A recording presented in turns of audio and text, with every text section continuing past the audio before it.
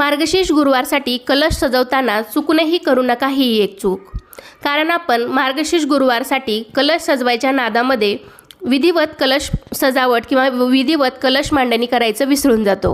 म्हणजे मी अगदी व्हिडिओमध्ये दाखवल्याप्रमाणेच तुम्ही कलशाची मांडणी करायची आहे आणि कलशसुद्धा सजवायचा आहे.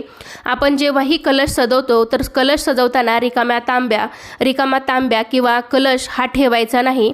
तर बघा तुम्ही इथं मी विधिवतच म्हणजे खालच्या तांब्यामध्ये मी तांदूळ भरलेत, वरच्या तांब्यामध्ये मी पाणी भरून त्यामध्ये हळदी, कुंकू, अक्षता, एक सुपारी, फूल, नाणं हे सर्व टाकून घेतलं आहे. आणि मग आपल्याला जसं कलशाला सजवायचं आहे अगदी त्याप्रमाणे तुम्ही सजवून आणि त्या कलशावरती सुद्धा मग आंब्याचा ढाळा किंवा 5 प्रकारच्या ढाळ्या तुमच्याकडे असतील, झाडांच्या ढाळ्या असतात तर त्या टाकून मग तुम्ही त्यावरती नारळाला देवीचा मुखवटा बांधून मग तुम्ही नारळ तो वरती ठेवायचा आहे. तर अगदी अशी सोप्या पद्धतीने तुम्ही कलश मांडणी आणि विधिवत कलश मांडणी करायची आहे. तर ही चूक चुकूनही